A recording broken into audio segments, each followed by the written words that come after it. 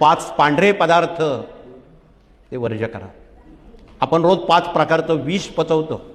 एक, साखर.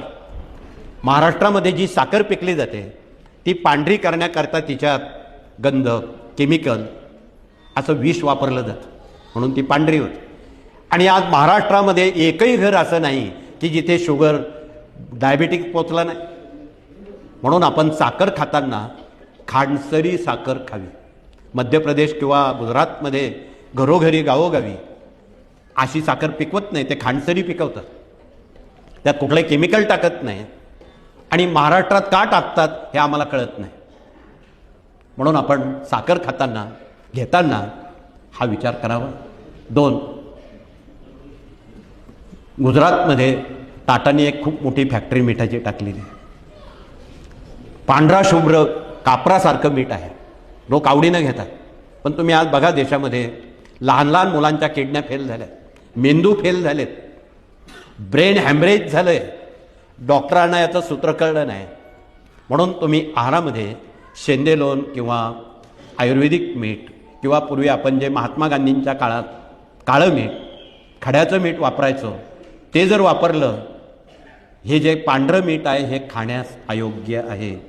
त्यात 16 प्रकारचे केमिकल आहेत. ते खाण्यासाठी वापरू नये, अन्य कामासाठी वापरा. 3, मैदा, बेकरी. ते खाल्ल्यानंतर जठरावर स्लॅब पडतो आणि अपचनाचे आजार होतात. 5, साबुदाणा. भगिनी त्या साबुदाण्याला तर खूप नफरत करतात, कंटाळा करतात, आणि ते साहजिक आहे. तुम्ही एक वाटीभर साबुदाणा खाल्ला आणि ग्लासभर पाणी पिला, दिवसभर तुम्हाला भूक लागणार नाही. रबराचा स्लॅब पडतो त्या पचनावर, भूक लागत नाही. ही चांगली गोष्ट नाही.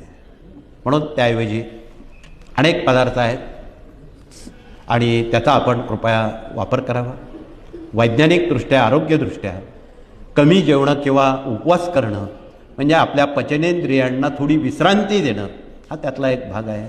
म्हणून वरईची भगर आहे, तुमचे अनेक तत्सम पदार्थ आहेत, फळं आहेत, त्याचा कृपया, राजगिरा आहे,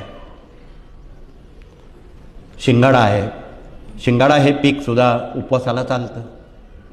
त्याच्या पोळ्यासुद्धा करता येतात, त्याचे अनेक प्रकार करता येतात. म्हणून आपण ते जर वापरले तर ते प्रकृतीला त्रास देणारे नाही. हलका अन्न आपण उपोषणाच्या दिवशी सेवन करावं, हा त्यामागचा या कार्याचा उद्देश आहे. म्हणून आरोग्य विभागातून आपणाला खूप काही शिकता येईल आणि आपलं आरोग्य